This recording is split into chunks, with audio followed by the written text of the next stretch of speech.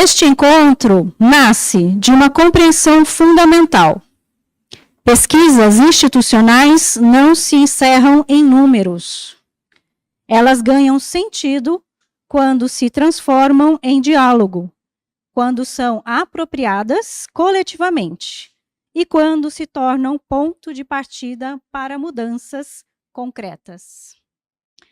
A pesquisa de clima realizada em nosso campus representa um instrumento relevante de escuta institucional. Ela nos permite compreender percepções, identificar desafios e reconhecer potencialidades nas relações que constituem o cotidiano universitário. No entanto, é na interpretação compartilhada desses dados que ampliamos a sua potência transformadora. É nesse contexto que propomos este encontro para valorizar a escuta ativa, o diálogo respeitoso e a construção coletiva de sentidos e caminhos. Mais do que um evento de apresentação, este é um espaço de participação. Após este momento inicial, com a apresentação da PROAD e dos dados de pesquisa, seguiremos para as rodas de diálogo organizadas em pequenos grupos. Cada grupo contará com um facilitador e será convidado a refletir a partir de questões disparadoras sobre os dados apresentados e sobre as experiências vividas no ambiente universitário. Na sequência, teremos um momento de convivência com café e depois retornaremos para a plenária dialógica, em que as contribuições serão compartilhadas, permitindo a identificação de temas recorrentes, propostas e sugestões para o aprimoramento do nosso ambiente institucional. Gostaria de destacar que a qualidade deste encontro depende diretamente da participação de cada um e de cada uma aqui presente. É a diversidade de experiências, de olhares e de vozes que possibilita a construção de caminhos mais justos, mais éticos e mais acolhedores para a nossa universidade.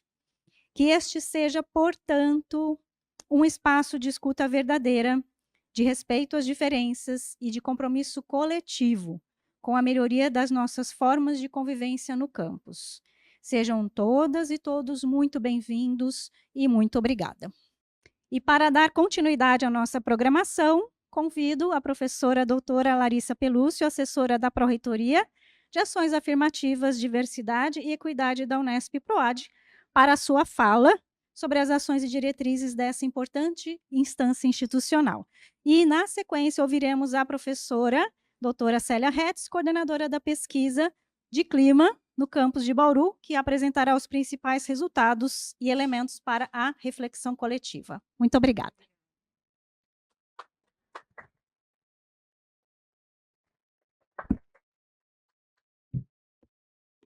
Boa tarde. Está funcionando? Ah, tá. Bom. Então, boa tarde a todas as pessoas presentes. Vocês viram que eu estava já ansiosa, né, para ocupar esse espaço, porque é sempre muito emotivo para mim estar em Bauru. Bauru é a minha casa, foi o campus que me acolheu. Ex-alunos aqui presentes, né, já como professores, como pós-graduandos, então, muitas e muitos colegas. É uma grande satisfação realmente compor esse evento que é essencial para as discussões que nós estamos fazendo contemporaneamente, né? Então, eu vejo a PROAD atendendo assim a pelo menos 3 eixos históricos, né? Três eixos. Um é histórico, que tem relação com as nossas desigualdades e violências estruturais, que constituíram um país muito desigual, muito violento, como é o Brasil, né? E a universidade, como parte da sociedade, ela acaba refletindo isso no seu interior. A gente se esmerou nessas décadas todas de ensino público a ter um espaço de muita qualidade, de excelência, mas ele se caracterizou como desigual. E é muito recente que nós tenhamos políticas reparatórias, que a gente tenha pensado em mudar, né, a configuração do nosso ensino, da nossa estrutura de campus. A gente ainda tem uma arquitetura muito hostil para as pessoas com deficiência. Nós ainda temos muitas desigualdades desenhadas nessa arquitetura, né? Esse próprio espaço, que vai ser um espaço dialógico, na hora que se constituir um grupo aqui, não tem como fazer círculo, né? E o círculo é uma configuração que sugere a circulação da palavra, a horizontalidade, né, apesar do formato, que a palavra corra.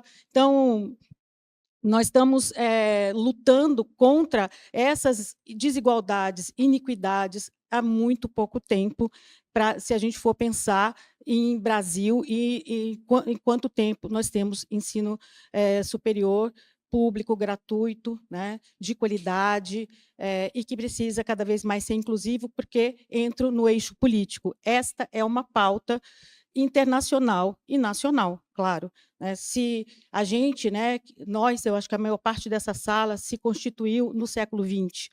Então, o século XX, e desde o final do XIX, a grande luta política era uma luta por igualdade. E nós transformamos a desigualdade, a diferença, numa questão política, numa pauta incontornável. Né?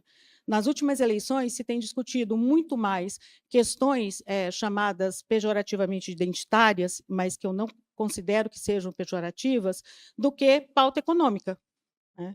Então, isso ocorreu nos Estados Unidos com a eleição do Trump, recente, a mais recente, e tem ocorrido no Brasil também, né? Desde a polarização, Dilma Aécio, que vinha se discutindo quem pode ser chamado de família, o que é mulher, quem são as pessoas que merecem ser tomadas como cidadãs, né? Porque a gente sabe que existe essa hierarquia, que ela pode não estar nos termos da lei, mas ela está no nosso cotidiano. Então, organizando ou desorganizando a nossa sociedade. E o terceiro eixo que eu penso a PROAD é o institucional, claro. Né? Acho que, quando se institui uma pró-reitoria como a PROAD, a gente está dando uma resposta institucional para essas demandas, para essas pautas, que são pautas sociais, culturais, políticas, econômicas também. Muito recentemente saiu uma pesquisa mostrando quanto custa a LGBTfobia, né? O quanto se perde em termos de empregabilidade, de recursos também com saúde, né? Porque a violência está muito associada às questões de saúde. Então, nós estamos, como Unesp, como instituição, procurando nos organizar para darmos essa resposta para a comunidade interna, mas também em diálogo com a comunidade mais abrangente. E eu fiz uma breve linha do tempo aqui para dizer que a PROAD nasce muito ligada aqui também ao campus de Bauru, né, com o Educando para a Diversidade, em 2018. Mais para frente, a gente tem a formação da CAAD, em 2021, e, mais recentemente, a CAAD se transforma numa pró-reitoria, que completa um ano esse ano. Ai, que horror! Esse mês. E eu costumo fazer assim uma metáfora meio geográfica para falar que nós éramos já um arquipélago, porque todas essas coordenadorias, os núcleos, os GTs já existiam, mas eles não estavam dentro de uma mesma pró-reitoria. E hoje essa é a configuração da PROAD, né? A COAFES, com atividades físicas e esportivas, a COP, com permanência estudantil, a CESANS, com segurança alimentar e nutricional, e aí a gente tem as comissões, né? A CEPAI, com a questão da inclusão, acessibilidade, a comissão de heteroidentificação, as comissões locais de direitos humanos, comissões assessoras, grupos de trabalho. Agora a gente reconfigurou o GT Mulheres para discutir muitos temas que precisam ser discutidos, como maternagem, né? A gente não tem nos campos lugares para amamentação, seja de docentes, seja de universitárias. A gente não tem onde trocar a fralda de bebê. Não, então, a gente está dizendo, com essa arquitetura, que ser mãe e pai aqui dentro não dá, né? Então, a gente tem pensado com muito carinho nisso. Soma também a essa estrutura o Observatório de Educação e Direitos Humanos, que está alocado aqui em Bauru também, e o Núcleo Negro da Unesp, né, o NUP. Então, essa é a PROAD atualmente, né? Somos 27 pessoas, entre técnicos, técnicas, coordenadoras, coordenadores, assessores, assessoras. Então, o que a gente tem feito assim pela cultura institucional, eu acho que a coisa que eu mais quero destacar é um assunto que está na ordem do dia, né? Então, eu vou ser um pouco ligeira nesses slides que o ChatGPT me ajudou a fazer, e pensar como a gente tem trabalhado para a formação da diversidade, com ações de equidade, e procurando assim transformar com essas ações também uma linguagem institucional, porque eu acho que todo mundo que está dentro da universidade e fora dela também, tem se deparado com um vocabulário muito novo, e que muitas vezes a gente tropeça nele, né? Porque as questões de gênero, identidade de gênero, pede que a gente pense em outros pronomes, em outra maneira de estar circulando nos espaços de ensino, de pensar a diferença, a diversidade, a plasticidade do corpo, né? Porque eu sou antropóloga, então eu não nada do que é humano é só biológico, é só natural, é sempre marcado pela cultura. A gente pode pensar na coisa mais natural do mundo, que é excretar, né? Na nossa sociedade, um menino que vai urinar sentado, ele está passível de sofrer alguma violência homofóbica, né? E misógina por consequência, porque a mulherzinha, e não é elogio, né? Todo menino, todo homem aqui presente sabe que a primeira vez que foi chamado de mulherzinha foi para desqualificá-lo. E aí, com 3 anos, você já sabe que essa é uma diferença, esse é uma barreira, um limite que você não quer ultrapassar. Então, por isso também que a gente está fazendo, né, mais recentemente, as discussões sobre masculinidades, das quais eu vou falar daqui a pouquinho. Então, a gente tem as apostilas, estão no site. Eu tinha colocado aqui no começo, esqueci de destacar, mas aqui está de novo. A gente tem o Instagram, dá um trabalho danado, gente, acessa, segue a gente tenta fazer com a ajuda de bolsistas que são do design, são da comunicação aqui de Bauru. Bauru está super presente na PROAD, né? Um perfil que seja informativo, tenha qualidade, né, na sua produção. E no nosso canal no YouTube, nós temos as aulas dos cursos, dos quais eu já vou falar, né? Não vou falar depois. Nós temos os cursos que abrem mensalmente para que quem é da comunidade interna possa cursá-los. Esses cursos se tornaram obrigatórios e entram no plano global de docentes recém-contratados. A gente gostaria de ampliar essa obrigatoriedade, né? E pode parecer um pouco autoritário, que seja compulsório, mas é tão formativo, né? Você entra no espaço de educação que eu acho que também te convoca muito a pensar sobre a invisibilidade dos privilégios. Eu sempre conto a mesma coisa, que a primeira vez que eu percebi que aqueles 10 centímetros na porta da minha sala eram um obstáculo, foi quando eu tive uma aluna cadeirante no curso de rádio e televisão, né? Uma menina que passou no vestibular, né? Entra aqui e tem a maior dificuldade de circular aqui dentro. Então, como tem um discurso de desigualdade também que está impresso, né, na materialidade dessa arquitetura. Então, esses cursos são muito importantes para a gente ter essa sensibilização em relação a direitos humanos, a questões ligadas à acessibilidade e à inclusão, questões de raça, questões de gênero, né? Então, de identidade de gênero, de sexualidade, e esses cursos ficam disponíveis no nosso canal do YouTube. Aí, quem quiser ver, super livre, pode ser de dentro, de fora da comunidade, mas com certificado é só nos períodos específicos, são só nesses períodos específicos nos quais a gente abre as turmas, né?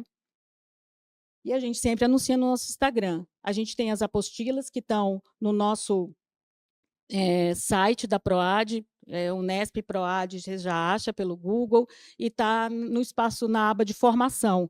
Então, nós também estamos agora, que temos uma estrutura um pouco mais robusta, reformulando todos os guias. Por enquanto, já publicados e reformulados estão esses dois, né? O TEA não, gente, ainda não está, pus a imagem errada. É do anticapacitismo, do acolhimento aos ingressantes e o do enfrentamento ao assédio.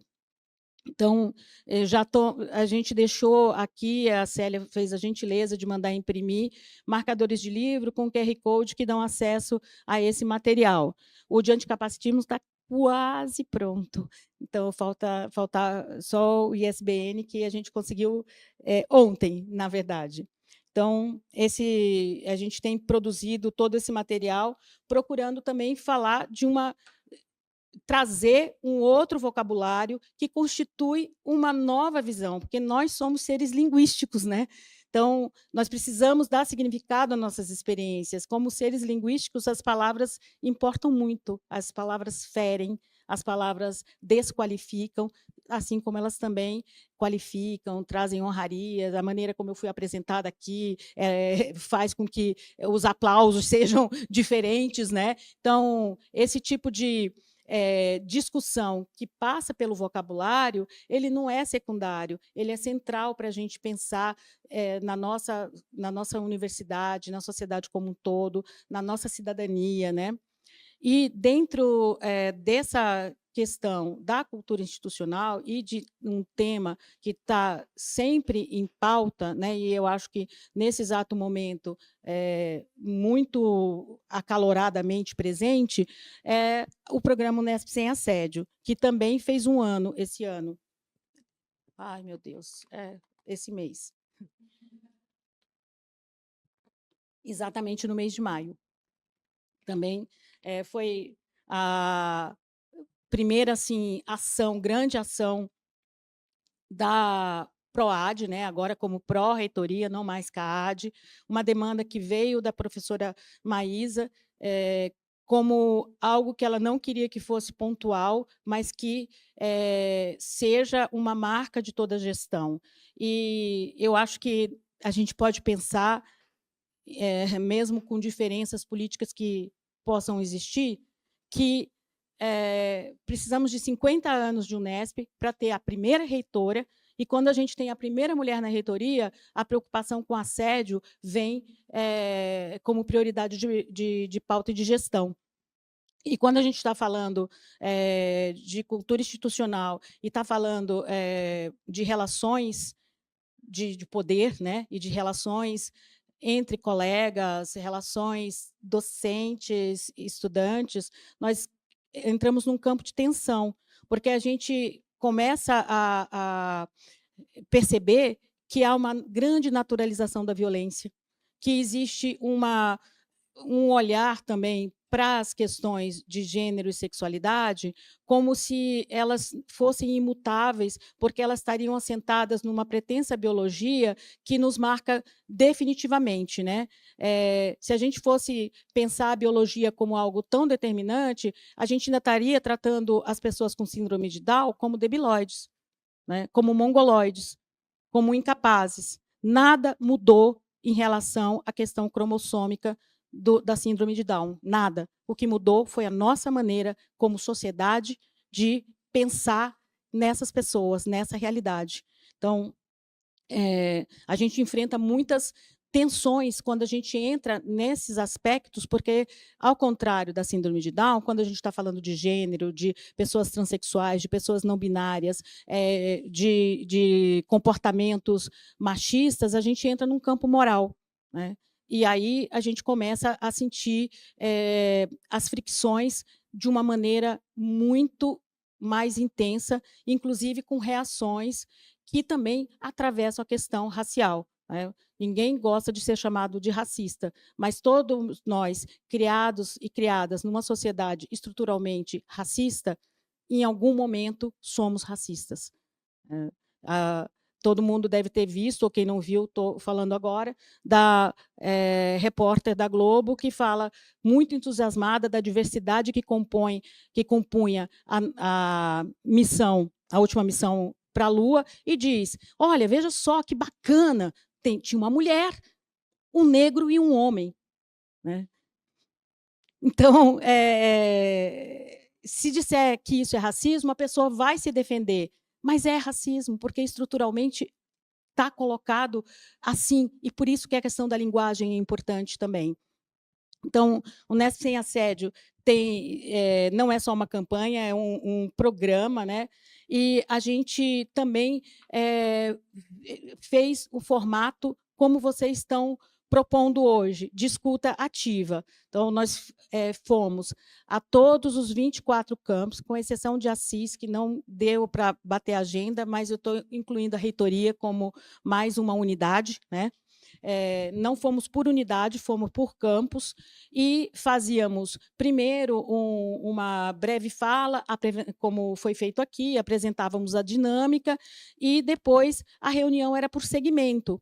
E tinham 4 questões disparadoras, sua percepção sobre assédio, o ambiente institucional. Deixávamos sempre muito claro que não era um espaço para denúncias, né, que nós não tínhamos como responder a isso ali, a gente estava fazendo um diagnóstico para depois poder gerar um relatório, gerar análises para que a gente pautasse ações. Então, dentro dessa perspectiva, 2 coisas já apareceram de imediato, né?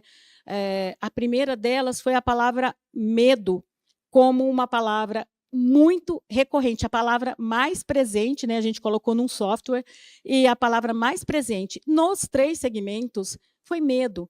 E é muito dolorido, né, você pensar, você está numa instituição de ensino pública e que está falando de assédio, e medo é uma palavra que permeia os 3 segmentos, alguma coisa está muito fora do lugar.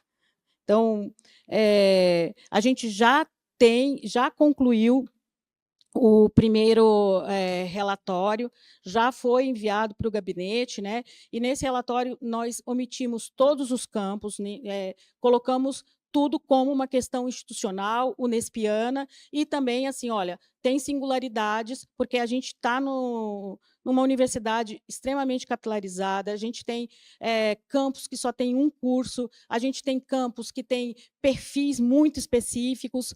Então, muitas vezes eu até penso, quando chegam algumas coisas, falo, tivesse esta pessoa dando aula lá para psicologia, tivesse dando aula lá para o pessoal da comunicação, do jornal. A gente tem um campus muito combativo, né? Em termos de alunado e em termos de organização também sindical.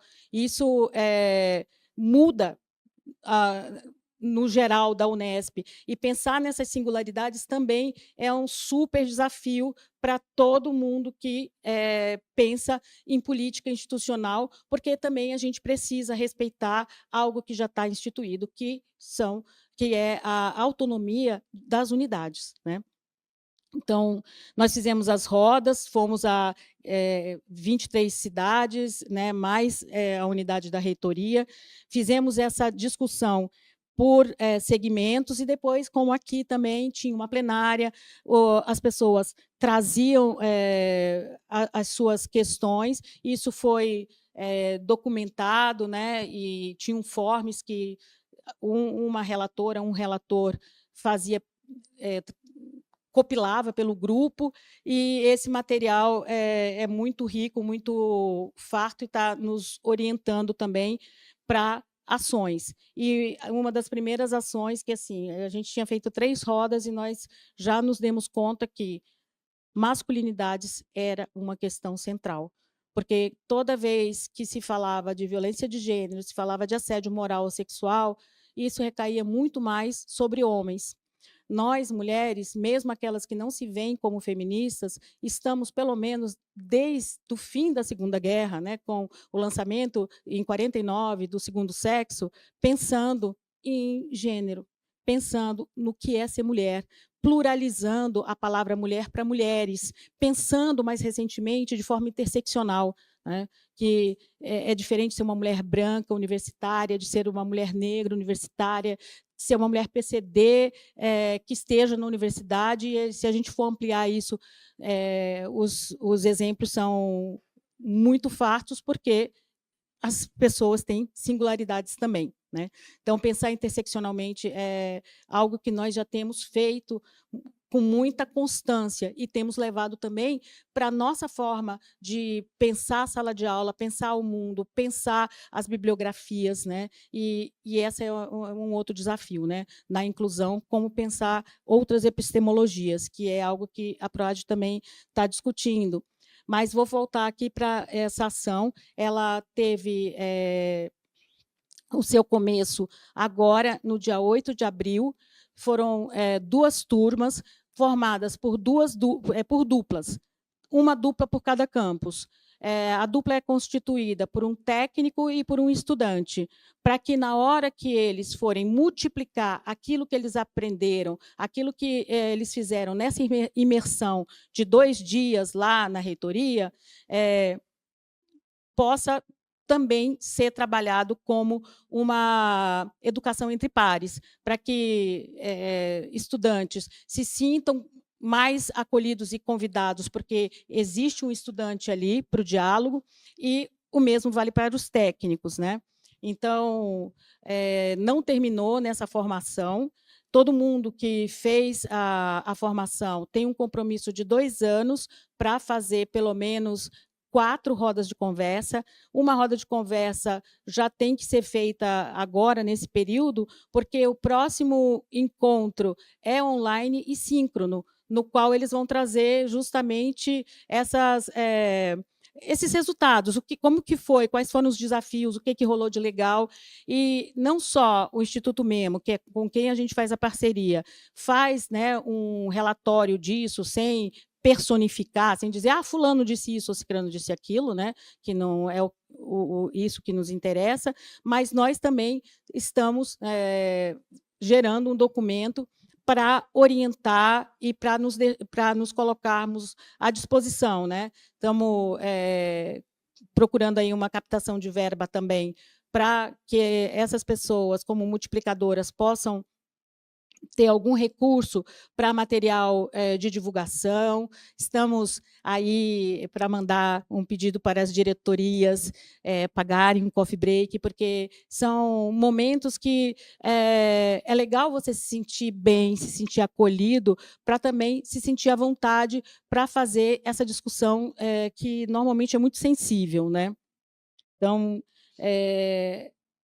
em junho, a gente termina essa formação de masculinidades, termina entre aspas, né, porque a ideia é que nossos multiplicadores multipliquem, e é meio um esquema de pirâmide.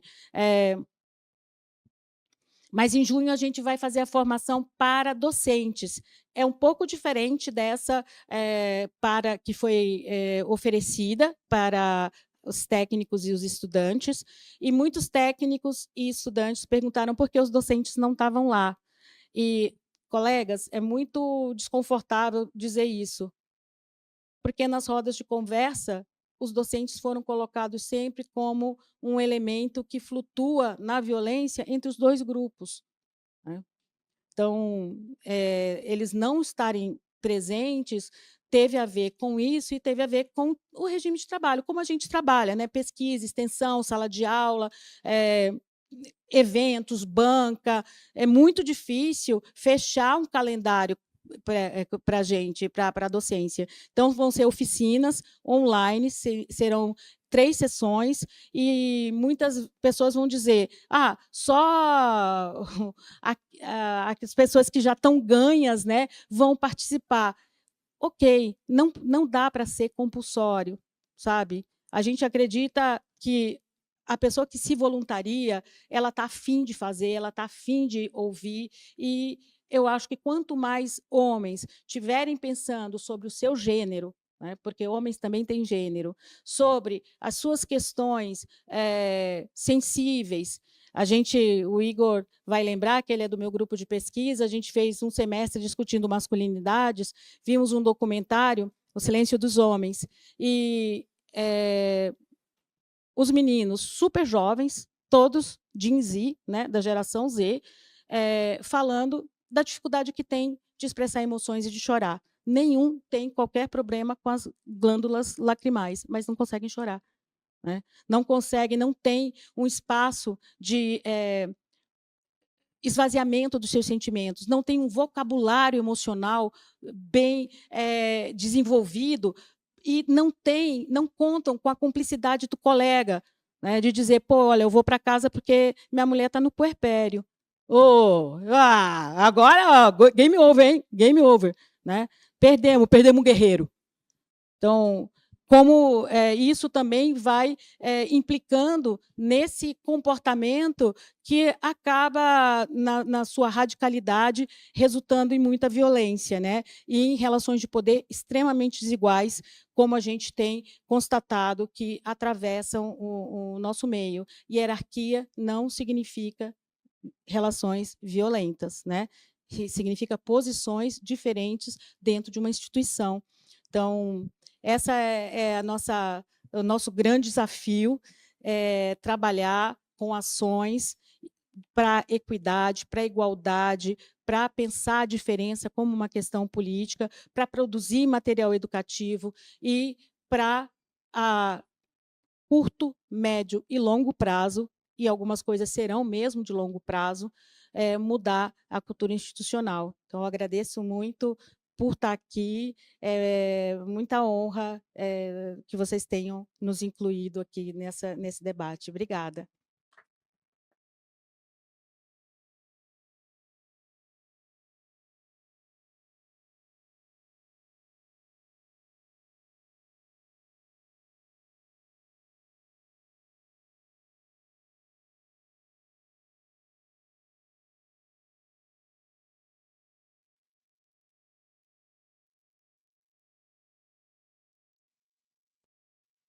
Tá baixinho? Vou falar mais alto, então. Agora estão me escutando? Então, eu venho aqui hoje para vocês para apresentar a pesquisa que nós fizemos o ano passado. Muitos de vocês responderam à pesquisa, né? Não do jeito que a gente queria, que a gente queria uma amostra maior, né? Mas tivemos bastante pessoas que responderam, e assim, acho que é muito importante essa transparência. Fazer a pesquisa e não dar os resultados, né? Acho que não vale muita coisa. O que vocês fizeram com aquilo? Guardaram na gaveta, né? Então, assim, hoje a gente vai falar um pouquinho, pouca coisa. Nós temos cerca de 80 tabelas para cada cruzamento que a gente fez, ou seja, cruzamento, por exemplo, alunos e servidores separados, cruzamento por unidade, FAAC, FC, FEB e AG, né? Tivemos, assim, vários cruzamentos, e que nós vamos encaminhar também para as direções das unidades, para que a gente possa fazer algumas ações, né, para melhorar o nosso ambiente de trabalho, nosso ambiente acadêmico. Então, a ideia é trazer para vocês algumas coisas, e como a Larissa já falou, né, a gente vai para os grupos agora para discutir como que a gente vai interpretar esses dados quantitativos. Na realidade, é mais uma interpretação, porque a gente trouxe mais uns achados, que a nossa pesquisa tem uma... Vou colocar aqui, ó. Nós tentamos fazer uma pesquisa com 700, nós temos 700, na época a gente tinha 7.000, e o que aconteceu? 7.400, é isso, Nath? 7.481 pessoas, então a gente calculou uma amostra para um erro de 3%, que seriam 700 pessoas. mas a gente conseguiu uma amostra de 371, que aí o erro amostral subiu para 5%, né? A gente tentou fazer, nós fizemos uma pesquisa. Quando a gente começou a fazer a pesquisa, a gente, inicialmente, com o professor, aqui com o Murilo, né, que trabalha também no Unitaps, a gente pensou da gente fazer uma sensibilização, mobilizar toda a nossa comunidade para que elas respondessem. Então, a gente ficou 3 meses mobilizando, fomos conversar em todas as congregações, avisar todo mundo, para ninguém receber de sopetão aquela pesquisa que tinha um monte de questão para a gente responder, né? Sobre o trabalho, sobre o nosso ambiente, sobre nossa percepção. Então, a gente ficou fazendo uma sensibilização durante 3 meses. Nós temos, inclusive, aqui uma aluna, 2 alunas que trabalharam com a gente na percepção dos alunos, né? Conversar com eles, etc., para a gente fazer a pesquisa. Então, nós tivemos uma adesão mais alta da FAAC e em menos, né, da FEB, porque, na época, ela tinha acabado de fazer uma pesquisa também de clima interno, né? Então, a gente vê que aqui também já tem uma diferença, inclusive, geracional, né? Como a nossa geração faz essa divisão do sexo, né? Aqui nós temos, 44% se declararam cristão e 45% sem religião. E aí sobra um pouquinho na porcentagem, uns 7, 8%, são outras religiões que não são cristãs, né? Mas religiões folclóricas, algumas assim, né? E aqui nós temos brancos, né? Maioria brancos, né? Porque é só nem 20%, né? 19% de outras cores aqui, né? Vamos falar assim, para não falar raça. E aqui cristão também 70%, bem diferente dos alunos, né? Que cristão é 44% aqui, né? 73% atuam há mais de 10 anos na universidade. Então, a gente vê que o nosso perfil dos alunos é diferente dos nossos servidores e docentes, principalmente pela faixa etária e também pelo tempo, né? Lógico que aqui nós temos muito a tradição aqui dos nossos servidores e professores, né? Quando a gente fala que 73% estão há mais de 10 anos na universidade, né? Aí, aqui sobre a comunicação, vou ficar aqui um pouquinho mais para baixo, gente, porque senão nem eu enxergo para olhar. Sobre a comunicação, a gente viu que a comunicação horizontal entre os pares, ela flui muito bem. Está vendo aqui nos alunos, né? Eles têm uma forte comunicação com os colegas de sala. 70% falou que a comunicação é boa, que tem regular e ruim, né? E os servidores, 80% falou que a comunicação no setor é boa. Quer dizer, a gente não tem dificuldade, né? Já que os alunos com os coordenadores e os docentes falaram que é 44% que a comunicação é média, né? Então, a maior porcentagem foi comunicação média. E aqui também a gente vê dos alunos que existe um isolamento, uma quebra entre as secretarias e os outros cursos. A Secretaria da Graduação, Pós-Graduação, né? As sessões do STAEP, as outras sessões que a gente tem, né? Que eles falaram que existe um isolamento ou uma quebra de comunicação com a secretaria e os outros cursos, né? Então, a gente vê que a comunicação é forte, horizontal, mas dentro dos nossos silos, né? Ou seja, dentro... Agora não vai? Vou apertar o botãozinho lá. Aqui, qual botão? Mas é esse que eu estou apertando. É esse que eu estou apertando que não está indo. Agora foi. Aperta, não vai. Então, o espaço... Será que é essa? Tem que voltar, deixa eu ver. É essa mesmo. Bom, então vamos lá, agora não foi. Nath, passa aí para mim, por favor. Isso. Então, o espaço agora aqui a gente fez uma avaliação, a gente avaliou várias coisas, essa sala de aula, os laboratórios, mas eu trouxe algumas coisas para vocês aqui, né? Então, a gente vê que a infraestrutura é boa, né? Na sala de aula a gente vê, 43% falou que as salas de aula são boas, né? A maior porcentagem é boa. Qual é a deficiência que a gente vê aqui? A segurança, que está com 40% deficiente. Nosso campus é amplo, a gente tem bastante mato aí, falta de luz, alguma coisa nesse sentido, as pessoas não se sentem seguras, né? Áreas de convívio, que a gente que está aqui no campus sabe que a gente tem muito pouca área de convívio aqui no nosso campus, né? Então, a gente já esperava que desse isso, ó, 47% falou que as áreas de convívio são deficientes, que não tem uma área de convívio legal para os alunos. E a acessibilidade, que aparece com 57%. Aí a Larissa até falou que a acessibilidade não é só a acessibilidade estrutural, eu acho também que inclui aí a acessibilidade atitudinal, né? Essa acessibilidade das nossas ações, né? De você ter acesso a conversar com o outro, acesso a conversar com o diretor, né? Então, essa acessibilidade que é reprovada por 57% da comunidade. Não apenas uma falha infraestrutural, mas uma negação diária dos nossos direitos, da nossa inclusão, etc. Então, ela aparece ali muito forte. Né? Eu não sei se também é porque a gente está conversando muito sobre isso, né? Que está uma coisa que está em pauta, acessibilidade, mas eu acho que também é uma coisa que esse público, essa comunidade sente, essa falta de acessibilidade. Aqui a gente fez foi até meu aluno, um bolsista nosso, que fez esses slides, né? E eu falei, como que a gente vai representar uma série de coisas? A gente comprou como é que chama, Danilo? A gente comprou uma tabela,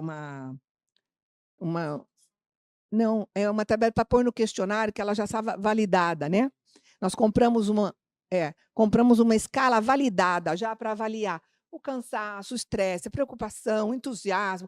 Tem um monte, era um monte de respostas. Quem daqui respondeu a pesquisa? Vocês lembram que era um monte de coisa que você tinha que responder, né? E aí você respondia, como é que você se sente às vezes, raramente e nunca. Então, aqui é o que as pessoas se sentem sempre. Eu peguei só as porcentagens daquelas que falam que sente sempre, que é todo dia. Então, assim, o cansaço aparece para 28%, estressado, preocupado, fatigado, ansioso. Todas essas porcentagens maiores foram para pessoas que disseram que sentem esse tipo de percepção sempre, né? E aqui nós temos a parte da energia, quem sente sempre prazer, cheio de energia e satisfeito. Então, a gente vê que a comunidade, né, ela se sente capaz de resolver os problemas, porque ela tem ali prazer, cheio de energia e satisfeito, né? Mas, em certo tempo, né, elas não têm bateria para isso, porque elas estão sempre cansados, estressados, etc., etc., né? É uma análise que a gente fez com alguns dados, né? Pode passar, Nath. Então, agora, falando um pouquinho agora do assédio moral, né? O assédio moral, a gente viu que os alunos, 31% já sofreram um assédio moral. Então, acho que é muito grande essa porcentagem, né, gente? 31% é muito grande quando a gente trabalha com isso, né? 38% maior entre os servidores e os docentes, o assédio moral, né? Já sofreram assédio moral. Então, agressão por parte dos colegas, horizontal e superior também, os alunos falam. E os servidores e docentes falam que é dos superiores, 21%, e dos colegas de trabalho, 13%. Então, a gente vê que está na nossa infraestrutura, como a Larissa falou, né? Está na nossa cultura organizacional, isso a gente não percebe como que a gente tem esse processo, né? Então, a gente também percebe nesse dado que não é um evento isolado, porque o maior grupo de vítimas, 17% dos alunos e 17,1% dos servidores, já sofreram várias vezes, de 2 a 5 vezes, o assédio moral. Não é uma coisa que acontece esporadicamente, né? Então, dissecando um pouquinho esse assédio, né?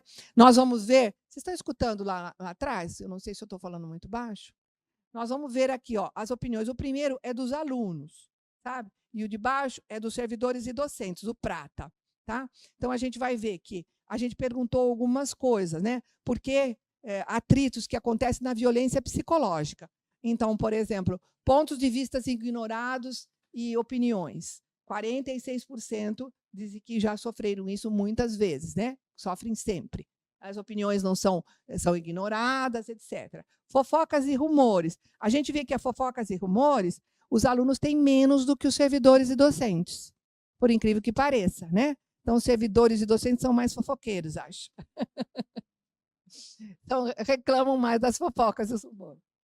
Comentários ofensivos. É uma brincadeira, viu, gente? Comentários ofensivos sobre uma pessoa, né? A gente vê também que os servidores, né, ou os funcionários aqui, ó, são maiores do que a percepção dos alunos. ignorados ou excluídos de um grupo, mais ou menos equivalente, e xingados ou alvo de motivos de raiva, quase não acontece. Acontece, né? 14% é bastante. E 26%, quase o dobro, com os servidores, né? Quando uma coisa mais agressiva, né? Aqui o assédio no abuso estrutural. Então, assim, o que faz? Aqui dos alunos apresenta muito grande, assim, 60% expostos a cargas e prazos impossíveis. São os trabalhos que a gente dá, né? As tarefas que a gente dá para os alunos, né? Que eles reclamam que tem muito trabalho, cada professor dá uma coisa, que dá outra. Também é a própria dinâmica deles, né? Que eles também têm que estudar, têm que passear, têm que trabalhar, né? Então, assim, eles se sentem pressionados. Ah, a Bia lá, né? Que é a aluna que eu conheço aqui. Quem é aluno aqui? Levanta a mão, por favor. Tá certo isso? Que nós são expostos a prazos impossíveis e cargas impossíveis. Os alunos têm muito mais do que os alunos, do que os servidores. Embora os servidores também tenham, 43%. É bastante, né, gente? Essa amostra, né? Crítica persistente frente ao trabalho ou esforço. Os alunos têm 26% e os servidores 24%. Humilhados e ridicularizados pelo trabalho. Alunos 24%, servidores mais ou menos parecidos.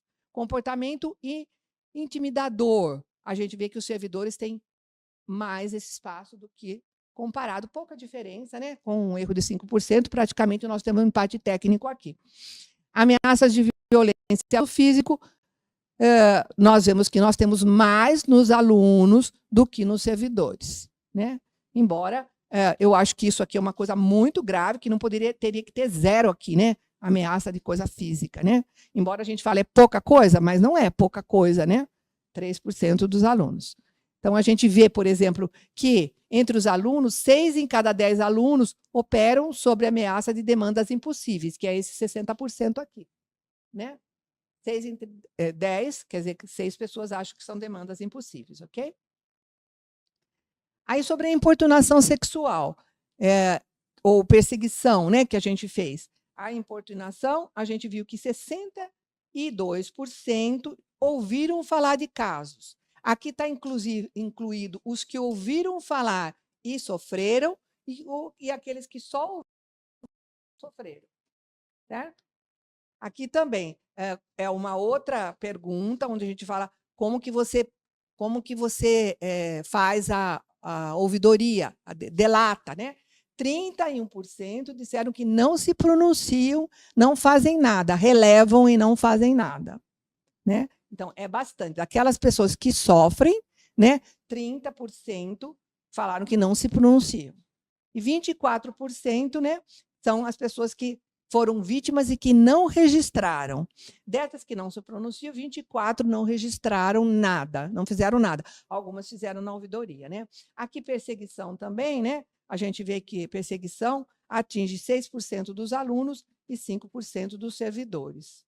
E a perseguição virtual, ou seja, nas redes, ela dobra. Né? Ou seja, você comentar no seu LinkedIn, você falar mal do outro, né? Você tirar uma fotografia, tirar um sarro, alguma coisa nesse sentido, acontece tanto com com servidores, professores e funcionários, como com os alunos. 10% já sofreram esse tipo de violência no espaço virtual, que agora é um novo espaço para bullying também, né? Que a gente tem. Bom, a agressão, então, nós temos que 52% dos alunos, quando a gente perguntou sobre o preconceito de raça, de todos os tipos de preconceito que a gente tem dentro da universidade, 52% dos alunos responderam que são raros e velados. Isso não quer dizer que não exista, mas que são velados, que não são aparentes. E 46% dos funcionários e professores falaram, também tem essa percepção, que são preconceitos raros e velados, que não tem um preconceito assim, né? E a gente pode dizer que isso é uma armadilha institucional, porque nem as pessoas percebem que elas têm aqueles preconceitos nas falas dela, né? Então, as próprias pessoas que estão envolvidas na nossa comunidade ainda acham que nós não temos preconceito, só raro e velado, né? E a subnotificação, que eu acho que isso é uma coisa super importante, que foi, inclusive, o que a Larissa comentou na fala dela, né?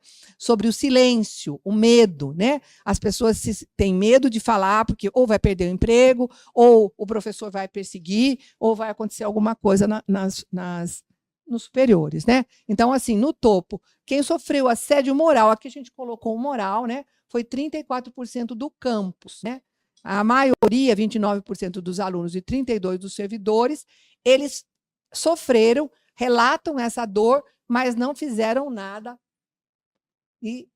ou relataram informalmente. Não fizeram nada, simplesmente deixaram correr, né? Relevaram, tá? Então, aqui nós temos apenas 1,3% dos alunos, 1,8% dos alunos e 5,9% dos servidores fizeram denúncia formal a um órgão formal que a gente tinha, né? Então, nós temos as barreiras invisíveis. Não confio nas instituições. Por que eles não fizeram? Não confio nas instituições de denúncia, que podem ser, eles querem fazer anônimo, né? Tem medo de perseguição, certo?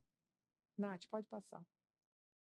E aí aqui a gente tem um paradoxo, a luz, né? Quais são os pontos cegos? A gente tem aqui, nós perguntamos se conhece o NTAPS, né? Que é esse primeiro aqui. Vocês já, todo mundo conhece o NTAPS, né? Que ganhou o prêmio de primeiro lugar aqui com 98% das pessoas dizem que conhecem, pelo menos já ouviram falar, sabem onde fica, né? Então eles conhecem o NTAPS. Não sei se não pessoas que falam que conhecem, sabem exatamente qual que é a função dele, mas conhecem, já ouviram falar no NTAPS, pelo menos, né?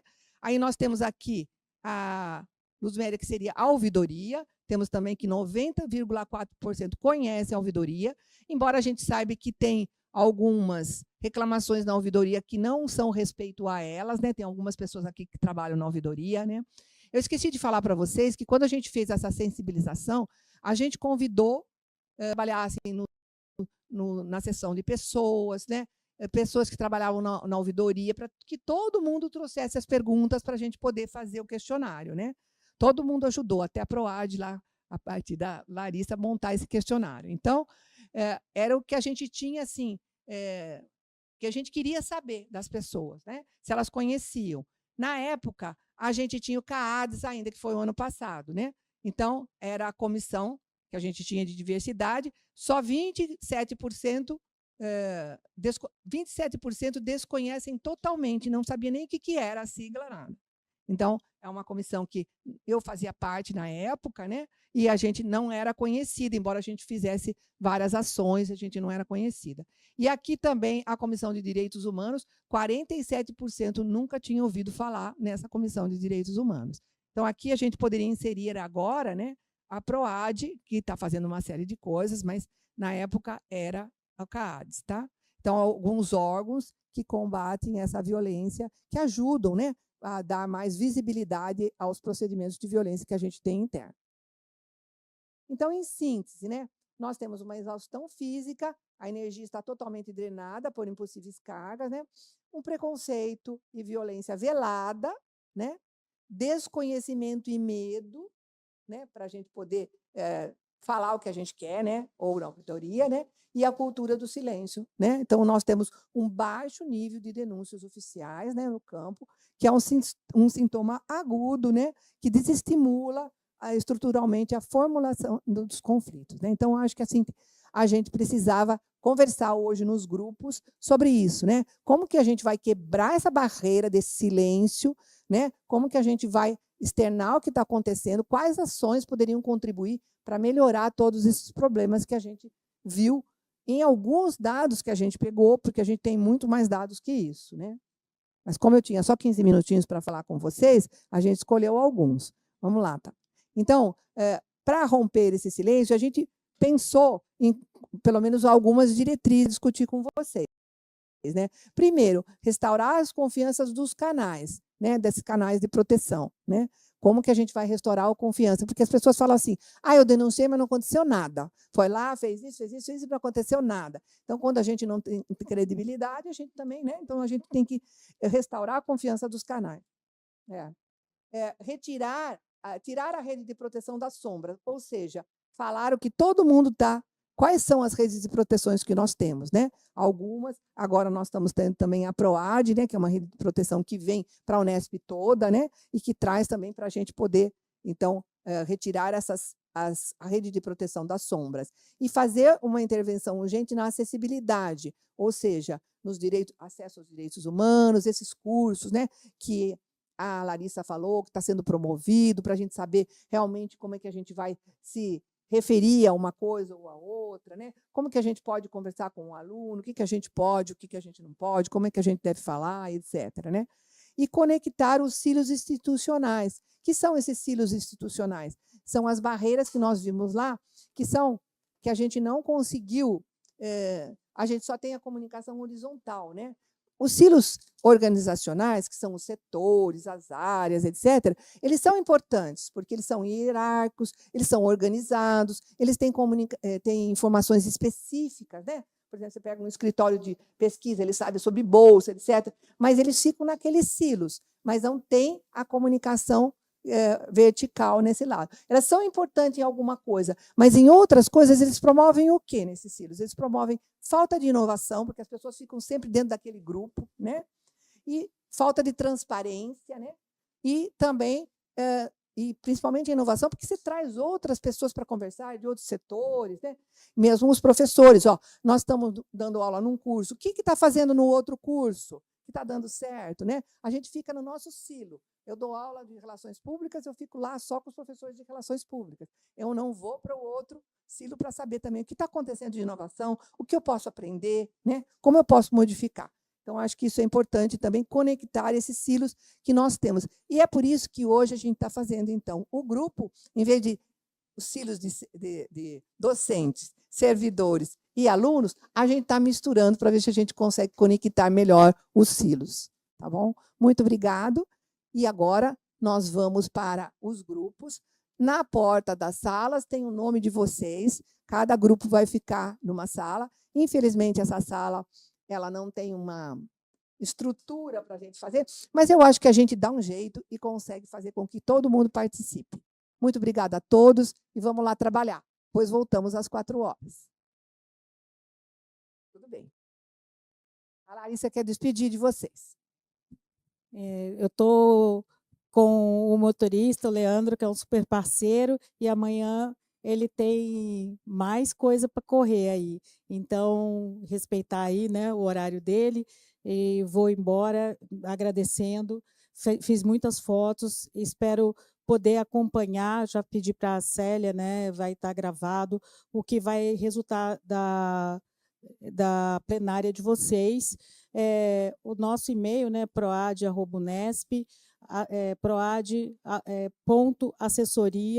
assessoria também é um meio de comunicação que vai direto para as assessoras, né, professora Valéria Barbosa, de Marília, a professora Kika, que ela disse que nem a mãe dela chama de outro nome, que é de Botucatu, a professora Ana Klein, de São José do Rio Preto, e eu aqui de Bauru. Então, estamos realmente abertas. Às vezes a gente demora a responder, não é por indiferença, é por... Né?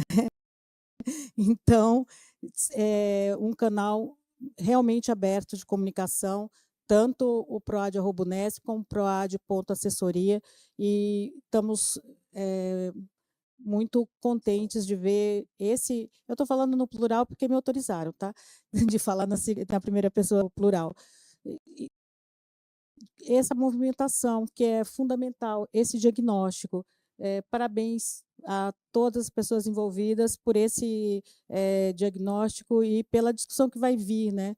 A gente precisa dessa parceria, desse trabalho integrado, para que a gente possa promover espaços melhores de trabalho, de menos exaustão, de menos violência. O trabalho é muito constitutivo de quem nós somos, né?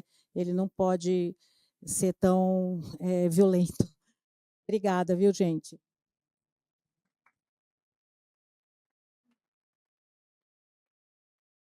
Gente, eu que agradeço também a todos vocês, e só vou deixar, porque não sei se que sim, né? Que a Web TV está fazendo a transmissão no canal do YouTube, né? A gente vai agradecê-los no final também, mas Agora nós temos vamos parar com a transmissão e vamos voltar às 4h, né? Então, para quem está nos ouvindo, né, a gente volta às 4h depois da nossa discussão dos nossos grupos. E para quem está aqui, sejam bem-vindos aos grupos, e depois nós temos um cafezinho e voltamos para a plenária.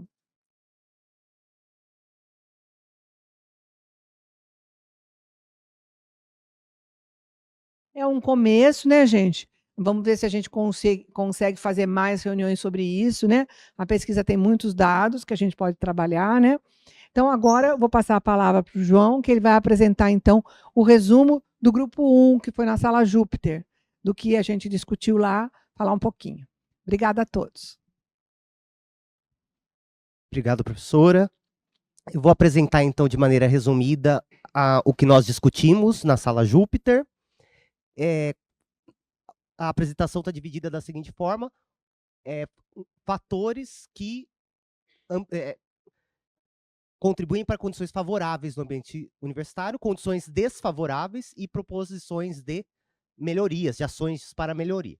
Então, como um fator, uma condição já existente que possibilita condições favoráveis de ambiente de trabalho, né, foi destacado que alunos buscam professores, setores em que eles têm afinidade, confiança.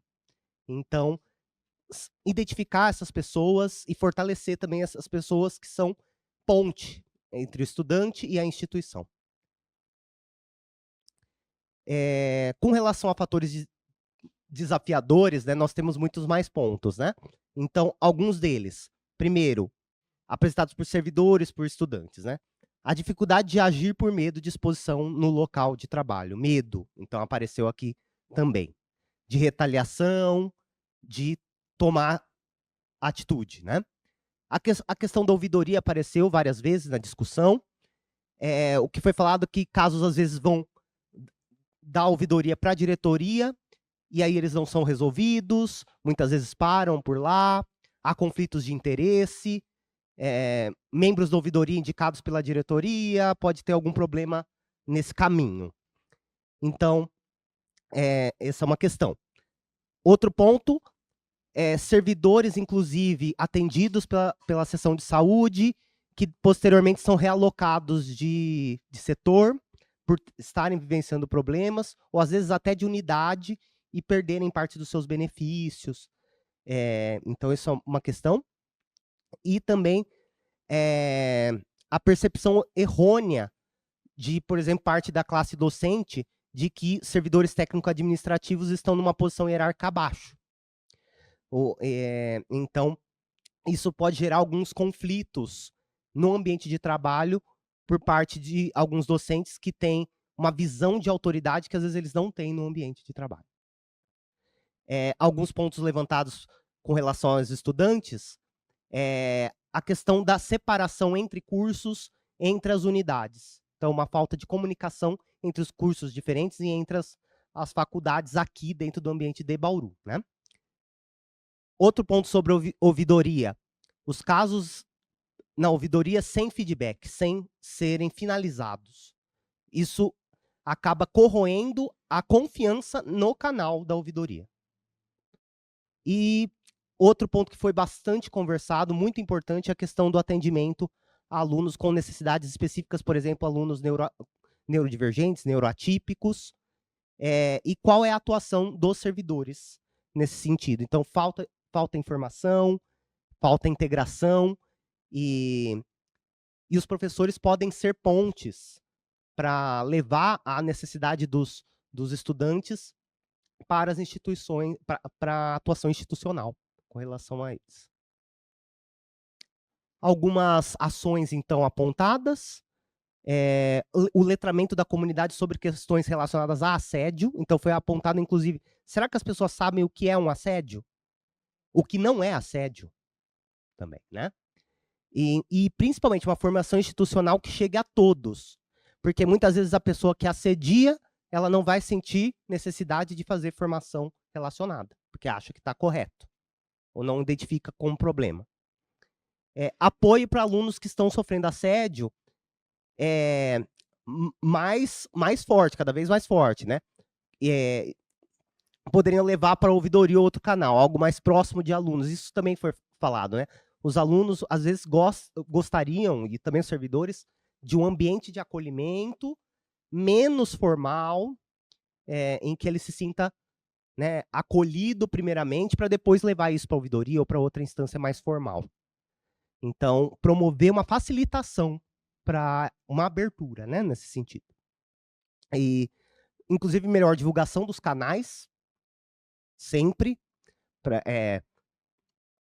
ter uma maior ciência, né, da comunidade, resolução mais rápida dos casos que vão para a ouvidoria, e aqueles que tiveram problemas com assédio sofrerem sanções exemplares, punições, né? A sensação de impunidade também é algo problemático, né?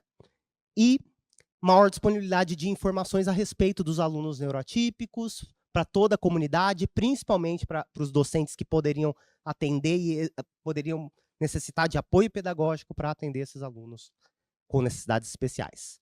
E sempre fortalecer a comunicação interpessoal, o espaço para troca entre todas as classes. Esse foi o resumo daquilo que a gente discutiu. Agradeço.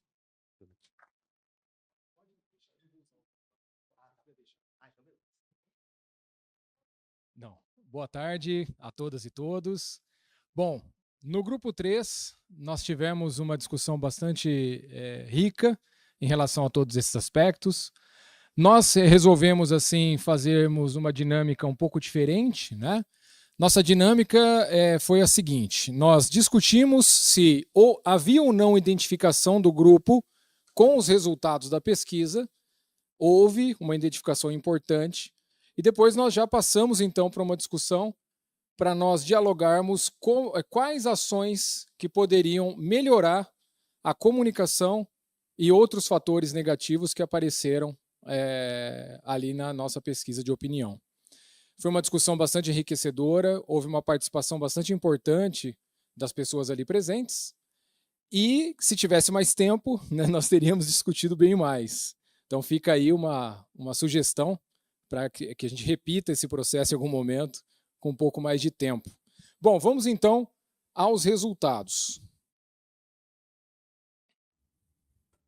Em relação às questões mais desfavoráveis, né, nós temos aqui um pouco da nossa unidade física, né, como que ela é distribuída. As unidades são fisicamente distantes, o que dificulta, evidentemente, essa comunicação, nós conhecermos os pares, nós sabermos quem são as pessoas que compõem esse ambiente, sejam elas no segmento que elas estiverem, né? Então, isso acaba facilitando processos de trabalho fragmentados e um isolamento importante, o que potencializa muitas vezes esses fenômenos que apareceram aqui na nossa pesquisa de opinião, relacionados a fofocas, a opiniões. Às vezes a pessoa fala uma coisa, a gente não conhece e acaba meio que levando em consideração aquilo, né, sem ao menos verificar se aquilo é verdadeiro ou não, né? Também condições desfavoráveis, a questão relacionada à falta de empatia, muitas vezes, dos pares, né? O que pode levar a uma situação relativamente preconceituosa, quando a gente se depara com uma situação muito diferente da nossa. E essa falta de empatia pode, inclusive, facilitar alguns processos violentos que podem culminar na evasão de alunos e também no adoecimento de servidores, né? A questão relacionada à hierarquia entre docente e discente, cada um na sua segmentação e com as suas características, né? O docente, muitas vezes, né, já treinado a defender aquela opinião, a defender aquele conhecimento, a ter esse trabalho científico de sempre tentar provar, né, que aquela hipótese, aquela teoria está certa, e o aluno, aquela pessoa muitas vezes mais passiva, querendo aprender, e às vezes essa ação acaba trazendo, infelizmente, uma falta de horizontalidade, uma comunicação difícil, e que às vezes nem o aluno e nem o professor se sente à vontade de dar fluidez naquela comunicação. Acaba muitas vezes se limitando a uma comunicação técnica, né? E a questão também desfavorável, a última, a questão de uma falta de espaço físico para que essas pessoas que compõem esse espaço possam se encontrar, possam se conhecer fora dos seus setores de trabalho, né? E agora vamos, então, para sugestões favoráveis ali, que seria interessante a gente implementar para mitigar todos esses processos. Primeiro, saber, no caso de uma denúncia da ouvidoria, a gente ter conhecimento como se dá esse processo do começo ao fim, quem são as pessoas que compõem a ouvidoria, né? Como que é esse processo, se tem começo, meio e fim, até onde eu vou me resguardar, até onde eu vou ser, vou ter minha privacidade talvez corrompida ou não. Enfim, esclarecimentos um pouco maiores de como que é esse processo, talvez faria com que as pessoas se encorajassem mais e se sentissem mais confortáveis e seguras em fazer uma denúncia, né? A questão relacionada à proteção à vítima. No nosso grupo apareciam muitas colocações de pessoas que não percebem essa proteção, que apesar de ela existir, na prática, acaba não acontecendo muitas vezes, né? Da vítima se sentir de fato protegida quando faz uma denúncia na ouvidoria e ela ter essa proteção garantida. Que proteção é essa? Proteção no sentido amplo, né? Se ela precisar de um acolhimento, ela ser acolhida. Se ela precisar ter um conhecimento a mais ali, ela ser contemplada. Se ela precisar saber quanto tempo vai demorar aquele processo, ela poder ter esse conhecimento. E ela se resguardar também da questão do medo e da ansiedade de talvez ela entrar numa dinâmica que vá trazer um custo muito alto, né? Um custo muito alto do ponto de vista financeiro, que às vezes ela vai ter que contratar talvez um advogado, alguma coisa assim, ou um custo muito alto do ponto de vista psicológico também, de desgaste psicológico, né? Então, às vezes a pessoa fica pensando nisso e sem saber exatamente como esse processo vai ocorrer, pode fazer com que, infelizmente, ela não se sinta confortável em fazer as denúncias, né? Há questões relacionadas também a trazer ali uma luz, né, e um esclarecimento de quais consequências o agressor vai ter também, né? Da gente saber exatamente o que vai acontecer com o agressor. Porque nós tivemos alguns relatos que aconteceram ali, casos concretos, exemplos concretos, nos quais o agressor aparentemente não teve ali uma consequência, porque ele continuou compondo os mesmos espaços, continuou atuando da mesma maneira e aparentemente não houve nenhum tipo de consequência grave para o agressor, né? Agora sim, sugestões favoráveis também em relação a como que a gente poderia fazer para que os pares se reunissem, né? Pessoas também de diferentes segmentos. Trazer ali um centro acadêmico, né, um pouco mais ali centralizado, talvez alguns espaços centralizados no nosso campus que possam servir como espaços de convivência. E aí esses espaços eles podem ter caráter acadêmico de fato, ou pode ter um caráter assim, talvez recreativo, esportivo, né? Houve sugestões ali, talvez, da gente utilizar os espaços do próprio campus para isso. Nós temos ali o Departamento de Educação Física, nós poderíamos utilizar aquilo de uma maneira a ter algumas atividades ali que as pessoas possam se interessar em participar. Nós temos ali o nosso bosque na frente da biblioteca. Talvez em algum momento, em algum dia específico, a gente fazer uma dinâmica ali recreativa, aplicar talvez alguma metodologia grupal para que as pessoas se reúnam ali e possam se conhecer, ter essa cultura no nosso campus de expansão, né, e da gente se conhecer. Houve também a colocação de questões relacionadas a projetos acadêmicos, que eu achei também muito interessante. Alguns projetos de extensão, eles acabam chamando a atenção de pessoas de outras áreas, né? As pessoas até começam a participar, mas como o projeto de extensão é de uma área muito específica, essa pessoa acaba não conseguindo entrar, né? Assim, de forma a ter o certificado, a ter ali a certificação. Então, talvez expandir e fazer projetos de extensão multiprofissionais para que outros cursos de outras faculdades que compõem o nosso campus possam participar desse projeto e ter ali a certificação, tudo certinho, seja uma proposta interessante. Isso é uma proposta que daria para a gente colocar ali para melhorar tudo isso, né? atividades que já existem na Unesp e que podem ser alocadas aqui no nosso campus de Bauru, como, por exemplo, eventos como a da endoculturação, né, várias atividades, as feiras. A gente pode potencializar o convite para os servidores, alunos e docentes, para que eles possam se juntar nesses espaços e se conhecer, né? Conhecer uns aos outros, sair um pouquinho dos seus setores e ver quem que compõe esse espaço. E, por último, a gente potencializar também alguns espaços que existem, que estão acontecendo, mas que às vezes não são tão divulgados, como, por exemplo, o Coral da Unesp. É um espaço onde pessoas se reúnem, fazem uma atividade em conjunto e se conhecem também. Lá compõem, por exemplo, alunos, docentes e servidores, entre outros espaços, né, que já existem aqui, que a gente pode utilizar para esse fim. É isso, né, Débora? Se alguém do grupo que está presente tem mais algo a falar, fica o espaço. Se não, eu agradeço a atenção de todos. Muito obrigado.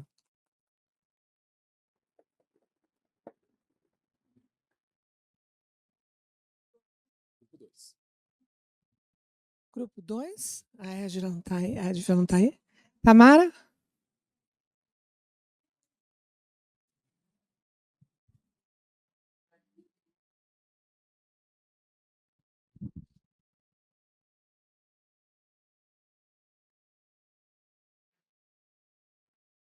Acho que deu para vocês verem, né, que a importância da comunicação aqui, que o Danilo falou, né? Todos esses espaços são canais comunicacionais que a gente tem aqui e que a gente não aproveita, né? Outro dia eu estava assistindo uma palestra, o professor Bruno trouxe aqui um diretor diretor da Globo, de programação da Globo, e ele estava falando como é que ele avalia as pesquisas para eles fazerem os programas. E ele até falou que ninguém assiste mais a televisão filme na televisão linear, né? Quando você quer um filme, você coloca lá no Netflix, procura lá, etc. Então, que eles estão trabalhando com entretenimento, não entretenimento como filmes, mas só futebol e esportes, porque tem o interesse de ser momentâneo, né? De ganhar, não sei o quê. Então, eles estão direcionando, porque está mudando também o nosso usuário, o nosso espectador, né? E assim também a gente está mudando de aluno, e a gente tem canais diferentes. Olha, a gente vê que nossos alunos não leem mais e-mails, né? A gente tem que pegar pela mão, às vezes, para trazer mesmo para esse...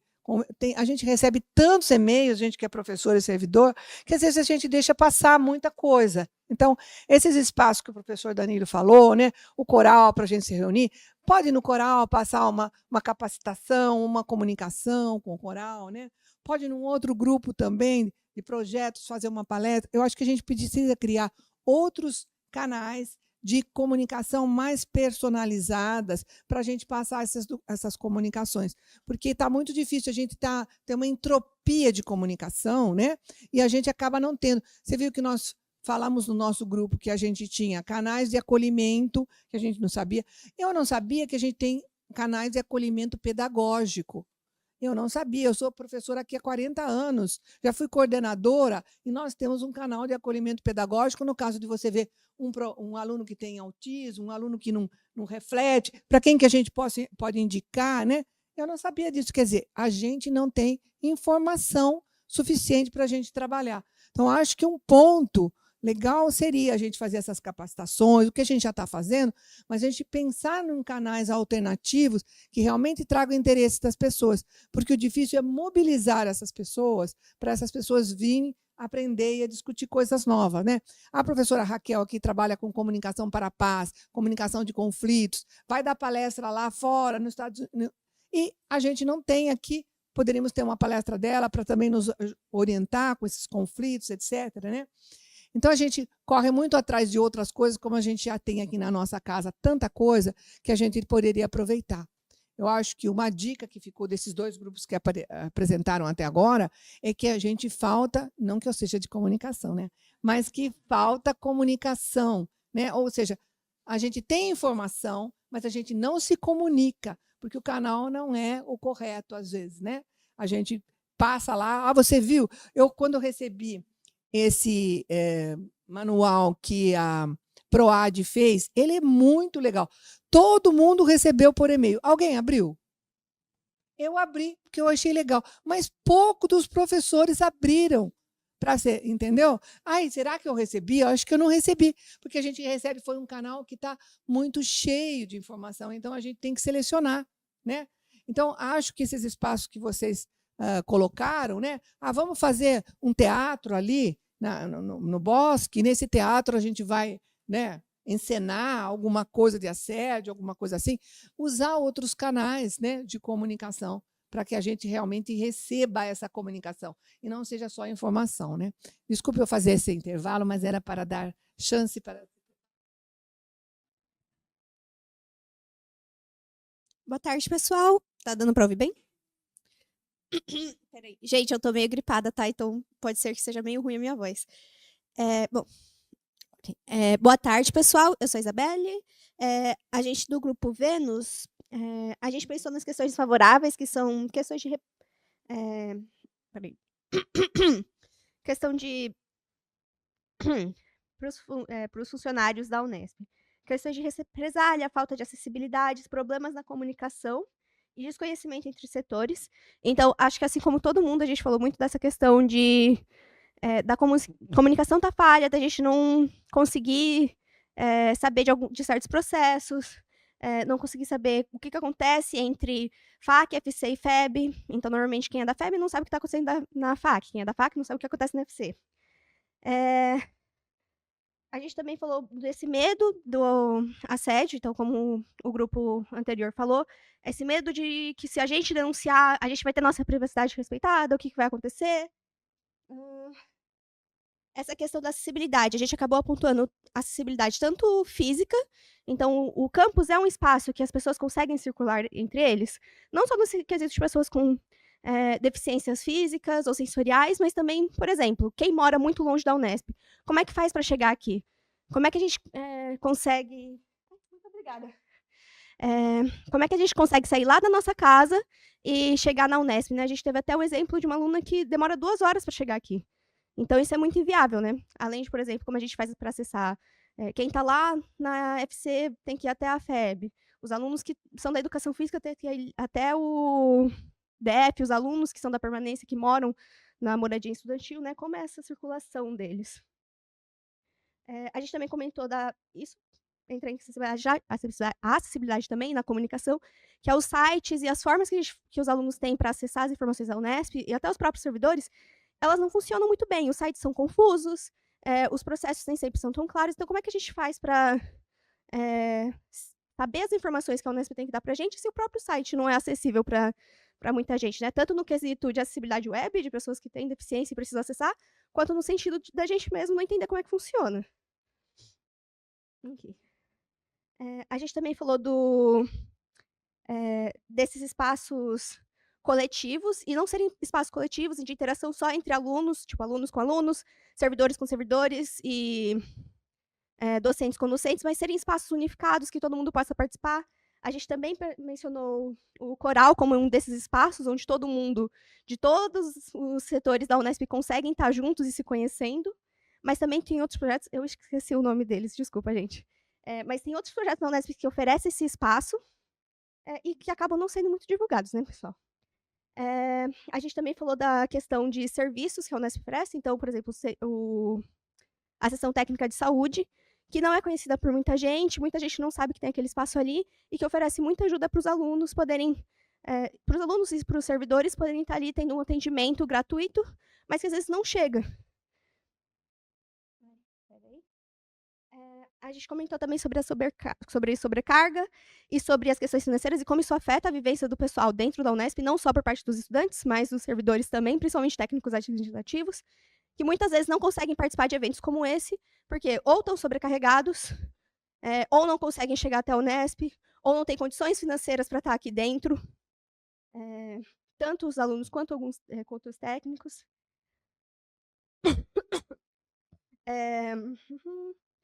A gente também comentou da dificuldade de ouvir as necessidades dos alunos, né? Então, tanto no âmbito dos alunos não conseguirem se sentir ouvidos, mas também no sentido de que tem muitos espaços que eram para os alunos estarem ali dentro, e eles não estão. Então, tipo, tanto esse incentivo para que os alunos estejam nos espaços como congregação, conselho de curso, mas também por parte da Unesp de tentar buscar formas de se comunicar com essas pessoas, né? Criarem canais e não canais tão burocráticos que dificultem essa conversa, mas algo que realmente funcione com os alunos.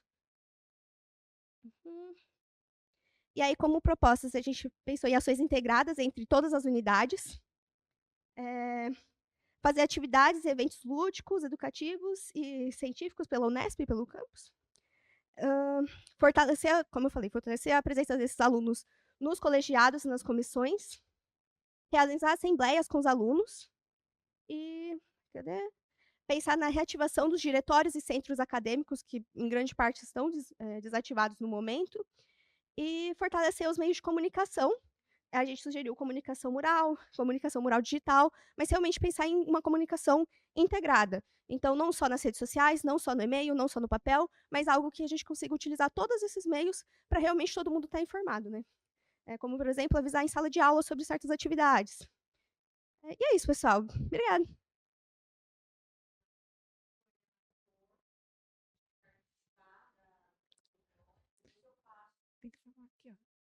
Tem que falar aqui, porque senão não sai na transmissão.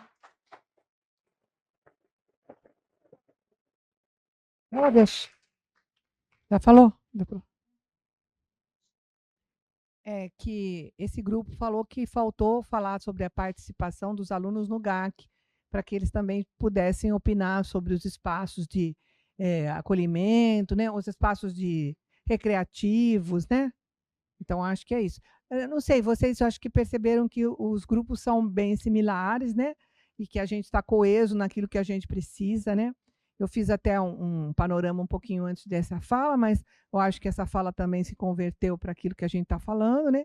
Que a gente tem bastante instrumento, temos bastante pessoas dispostas que estão trabalhando para isso, né? Mas que falta que a gente tenha um canal mais efetivo para a gente comunicar isso. A gente vê que hoje é uma grande dificuldade mesmo para comunicar, né? Muitos cursos que a PROAD faz, que o ANITAPES faz, às vezes só estão aquelas pessoas que fizeram o curso, 10 pessoas, 15 pessoas, porque as pessoas estão assoberbadas de coisas para fazer e aquilo também, às vezes, naquele momento não é interessante. Então, talvez fazer coisas menores, pequenas, como assim, né? Pequenas atividades, né? Para que a gente se instrua melhor, tanto o professor para ser o canal entre o aluno, né? E os órgãos e institutos e, né, trabalhos que a gente tem aí, como também os servidores, né? Porque a gente tem, como eu tinha falado para vocês que apareceu na pesquisa, os silos, né, de cada um. Então, quem está na sessão de graduação não conversa com quem está na ouvidoria, não sabe o que está acontecendo. Então, eu acho que esses movimentos são importantes para a gente levantar e trabalhar em conjunto, né? Porque a gente acaba trabalhando assim, eu e o meu curso, né? E a gente não vê o que os outros estão fazendo. Então, colaboração é super importante. Eu acho que a gente tem que pensar numa estratégia de comunicação, como o grupo 3 falou, né? Aproveitar alguns espaços que a gente tem aqui.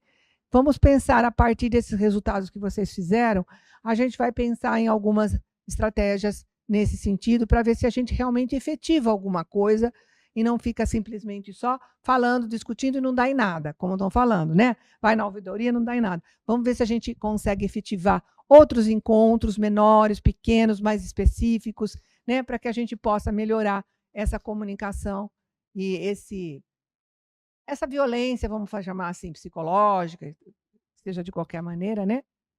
No nosso campus. Muito obrigado para todos que participaram. Agradeço também a todos que participaram da pesquisa. A Web TV que está transmitindo para nós aqui.